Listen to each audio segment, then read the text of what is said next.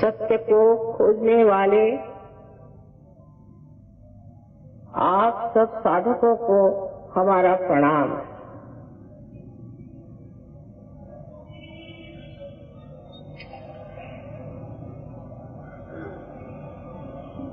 सत्य क्या है और उसे किस प्रकार खोजा जाएगा,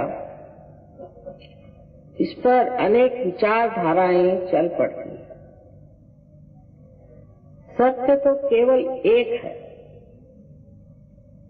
और वो है कि आप ये शरीर, मन, अहंकार आदि व्याधियां नहीं, किंतु आप आत्मा स्वरूप हैं।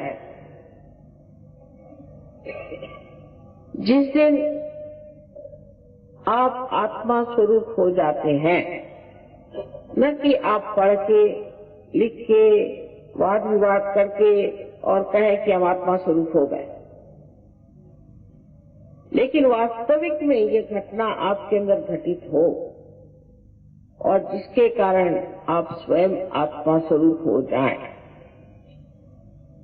तब आप जान सकते हैं कि केवल सत्य क्या है। आजकल दुनिया में हम सोचते हैं कि ये आदमी अच्छा है, ये आदमी बुरा है, अपने मस्तिष्क से, दिमाग से। लेकिन ये केवल सत्य नहीं हुआ। क्या सभी लोग ऐसा सोचते हैं? तो बात नहीं। कोई कहता है ये अच्छा है, कोई कहता है वो अच्छा।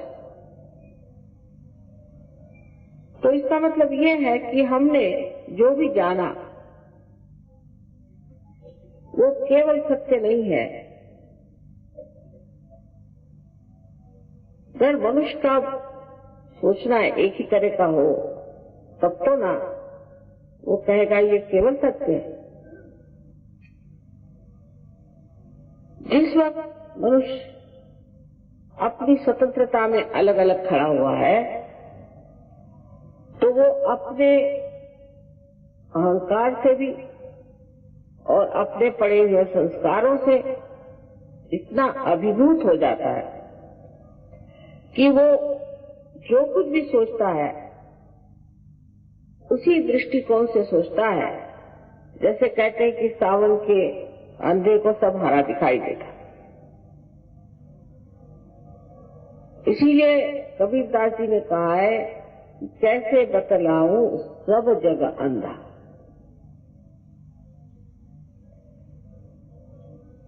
इसका मतलब ये है कि अभी तक इस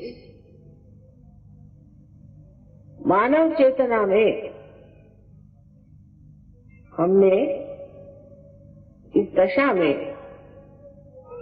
वो सूक्ष्म दृष्टि पाई नहीं जो कबीरदास जी ने पाई थी, जो नानक जी ने पाई थी, जो राम ने पाई थी, जो श्री कृष्ण ने पाई थी, जो संत साधुओं ने अपने देश में अनेक संत साधु हो गए। उत्तर से लेकर दक्षिण तक, पूरब से लेकर पश्चिम तक, जहां भी जाओ वहां अनेक सद्गुरु हो गए। आजकल के जमाने में तो सद्गुरु बहुत मुश्किल से मिलते हैं। अधिकतर तो इन्हें कहा जाता है अगुरु या कुगुरु ही होते हैं, और सिवाय पैसा कमाने के वो कुछ नहीं जानते। इस तरह से लोगों को बेवकूफ बनाना है और पैसा कमाना है। एक सीधा सवाल अपने को करना चाहिए कि जिसको हमें पैसा देना पड़ता है वो हमारा गुरु नहीं हो सकता, वो तो हमारा नौकर होगा।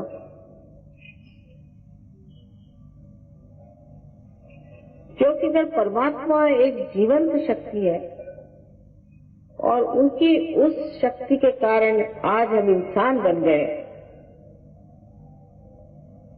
तो उस जीवंत शक्ति को आप किस तरह से कुछ रुपया पैसा दे सकते हैं? आप सोचिए कि एक बीज आप इस माँ के उदर में डाल दें तो वो अपने आप ही जागरूक हो जाता है और उसमें अंकुर आ जाता है। क्या आप इस माँ को कुछ रुपया पैसा देते हैं कि उस बीज को कुछ व्यायाम करने को कहते हैं? ये तो जीवंत क्रिया है और जीवंत शक्ति की एक जीवंत क्रिया है। सर आप इसे समझ सकते हैं कि जिस प्रकार एक बीज से अंकुर आ जाता है, उसी प्रकार आप में से भी ये शक्ति जो आपके अंदर सुप्तावस्था में है, सहज में जागृत होती है। सहज मतलब सह माने आपके साथ और ज माने पैदा हुई। ये शक्ति सहज आपके साथ पैदा हुई है, आपके अंदर स्थित है और इसके साथ आपको योग प्राप्त होता है। माने आप उस परम चैतन्य से जो निराकार में सारे संसार में फैला हुआ, जो अणु रेणु में हर जगह अपना अस्तित्व रखता है, वास्तव रखता है, उससे आप एकाकार हो जाते हैं। और ये घटित होता है सहज में और ये हर एक मानव का जन्म सिद्ध अधिकार है। हर मानव इसको प्राप्त कर सकता है। अब सब जितने संत साधु हो गए, जो बड़े बड़े हमने शास्त्र पढ़े हैं, ग्रंथ पढ़े हैं, सब में लिखा हुआ है कि अपने अंदर जो परमात्मा का रूप है, जो आत्मा स्वरूप है, उसे जाने बगैर भ्रम नहीं जा सकता। लेकिन बहुत से लोग ये भी मुझसे सवाल पूछते हैं कि अगर परमात्मा एक ही चीज है और एक ही परमात्मा के अनेक रूप हैं, तब फिर ये आपस में हम लोगों में प्रेम क्यों नहीं होता? अभी तक जाना नहीं कि हम एक ही शरीर के अंग प्रत्यंग हैं। मनुष्य की चेतना में अभी ये बात आई नहीं कि हम एक ही शरीर के अंग प्रत्यंग हैं। जब ये हाथ में दर्द होता है तो दूसरा हाथ उसको फैलाता है। वो ये नहीं सोचता कि मैं इससे उपकार कर रहा हूँ और बगैर फैलाए चाहिए, क्योंकि सारा शरीर दुखने लग गया। एक हाथ के दुखने से सारा शरीर दुखने लग गया। अगर आप एक शरीर से अंग प्रत्यंग सब लोग हैं,